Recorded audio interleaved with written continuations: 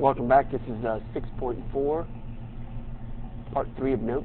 We're looking at example 3, and we're going to be modeling high school population, so I'll read the paragraph. Paragraph says, according to data from the U.S. Census Bureau for the period 2000-2007, the number of male students enrolled in high school in the United States can be approximated by the function m of x equals the polynomial given, where x is the number of years since 2000, and m of x is the number of males in millions. The number of female students enrolled in high school in the United States can be approximated by the function f of x equals the polynomial, where x is the number of years since 2000, and f of x is the number of female students in millions. Estimate the total number of students enrolled in high school in the United States in 2007. Now, looking at this question, it is not by accident that when we talk about males, the number of males enrolled, the function is capital M of x, M representing males, not by accident. Then, of course, the function that represents the number of females, that's your f of x, f being females, the number of females. So that's not a coincidence, that's on purpose. We see a lot of that in science courses, where your variables have given letters for specific items, and T for temperature, for instance, and so on and so forth. So with that said, it's not an accident. Now what we want to do is look at the information and realize that we're going to estimate the total number of students in high school for the year 2007. So it says, make a plan, letter A. The problem asks for the total number of students in 2007. First find T of x, which equals m of x plus f of x, to find a model for the total enrollment. Then evaluate T of x at an appropriate value of x to find the total enrollment in 2007. So what we've done there is T of x, T represents the total number of students. That includes both male, which is m of x, and female students, f of x.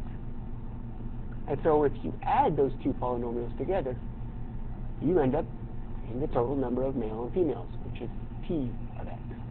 So that's why we're adding these polynomials. So let's do that. We're going to add the polynomials to find the total number of male and females for the year 2007. Okay, so this is the male polynomial. This is the female polynomial, and so we're adding the quantities. All right, so by adding this,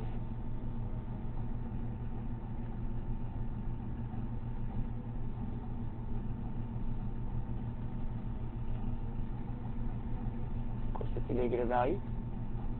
Adding this amount,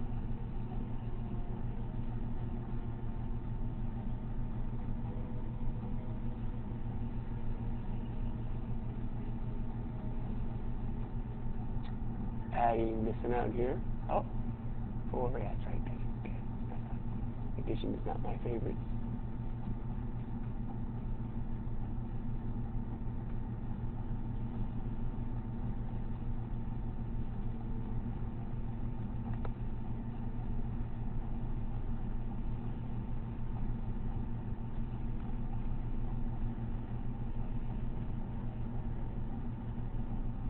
All right, so that is my new polynomial.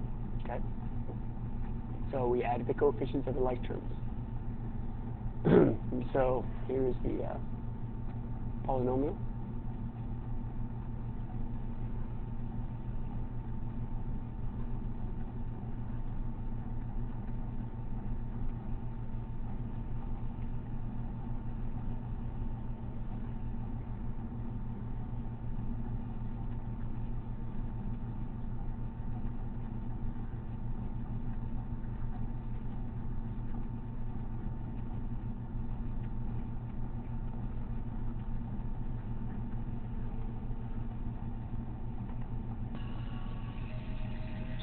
Now, I wrote that polynomial down, and I want you to realize that when you look at this decimal. This is the 10,000th position. You don't necessarily have to include this this 0 on the right side of 1, so it can be written as that value. Okay, that's an option, and so I'll do that so that it's a little cleaner. Okay.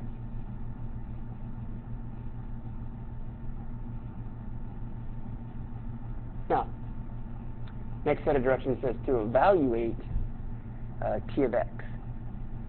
And you're going to evaluate it when x equals 7. And that's because 7 years have gone by from the year 2000 to 2007. So this function will give us the total amount of students. It says use a calculator. So I'm going to use a calculator. It says round to the nearest 1 decimal place. So you substitute. So T of x equals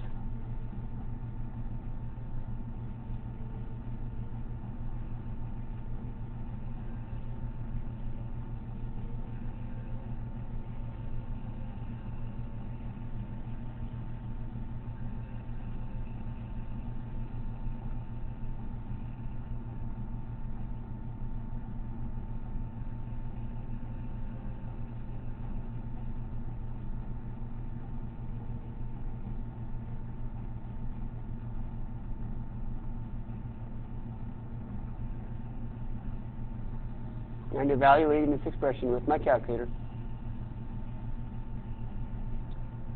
we end up with a value of 17 and 70.1 million total students in 2007 for high school. So how would you write this out using the standard form? In other words, in millions. So the way this would look would be this way. So let's scroll down and I'll show you how this is written, okay?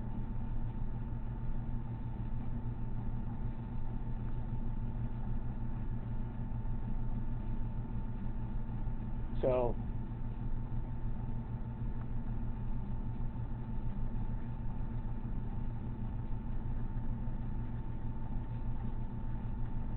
the value would look like this.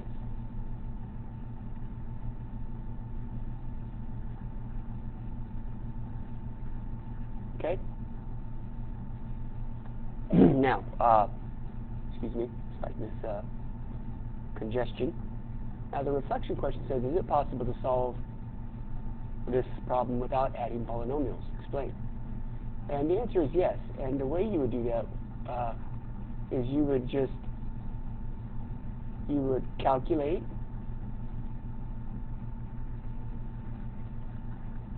m of x separately, right?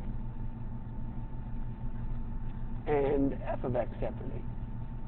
So you calculate these separately and find the total number of males and the total number of females for the year 2007, right?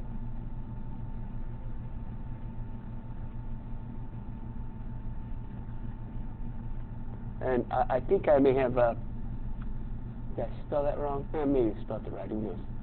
But you calculate those separately and then add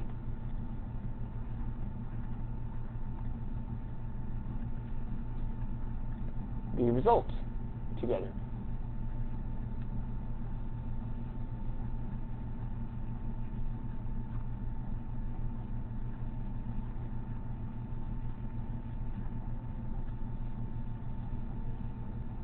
Okay? And the last question, 3B.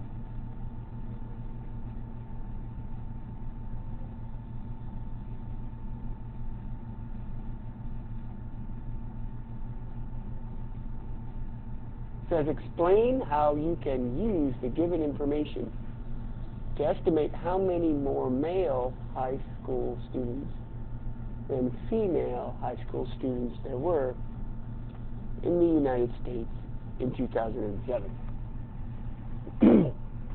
And so that would be simple. Essentially what I would do is I would find the total number of students, which is what we did, right? And and then you can find it. Just subtract the number of female students from that total, and that would give you the total number of male, right? That's one option. But then vice versa, you can reverse it and say, okay, let's look at the total, subtract the males, and that would give you the total number of females.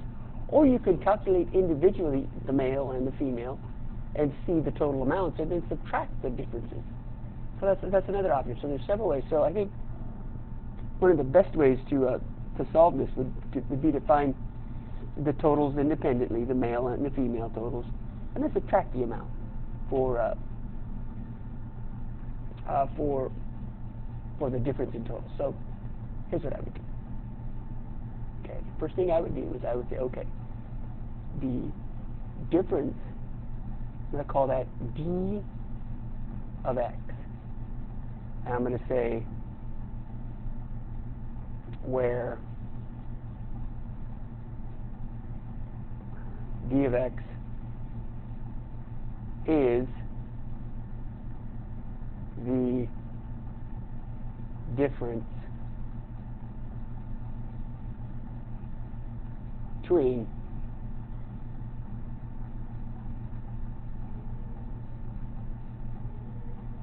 male and female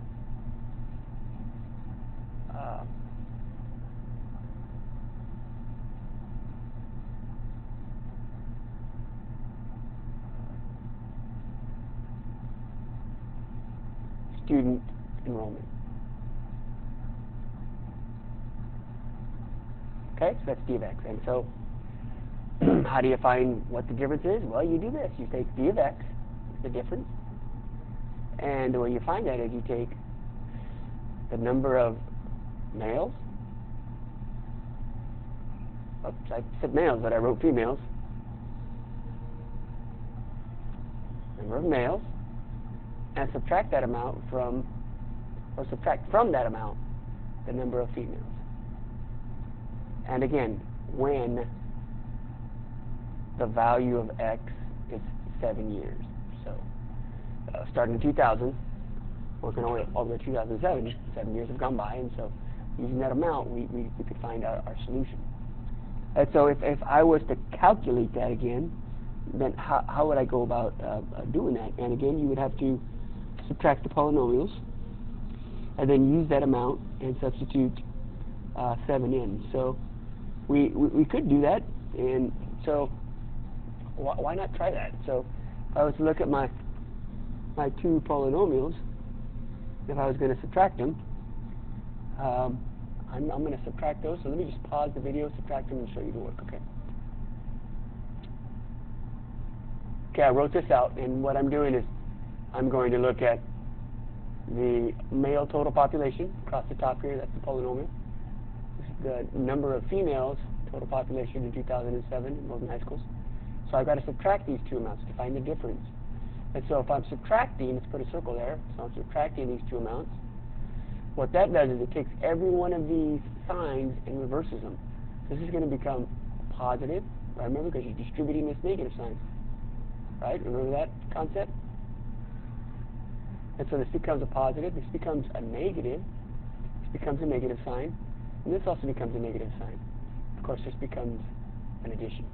So when you subtract polynomials, you add the opposite of the original terms in the polynomial. And so that's what I'm doing. And so working this out, you're going to see what we get here, and it's this. So the difference, d of x, is going to equal this.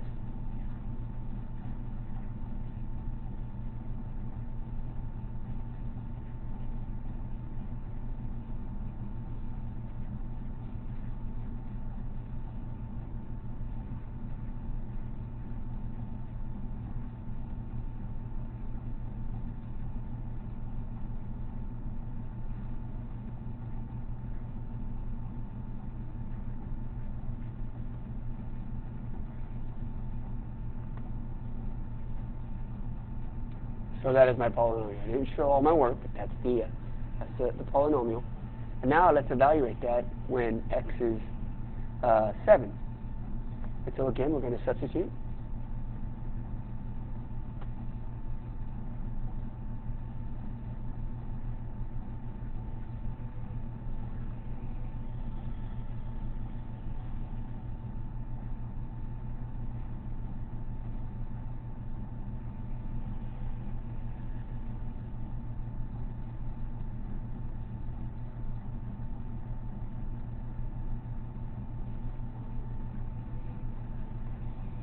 Okay, and evaluating that expression, you're going to end up with this.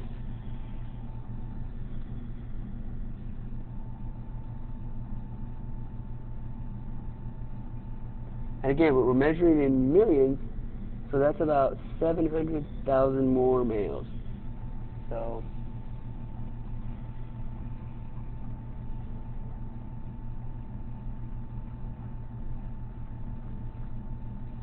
alrighty. Again, that's a very demanding question, but you've seen it, so study it and think about what it's saying, okay? Another application of addition and subtraction of polynomials. Remember, study hard and learn a lot.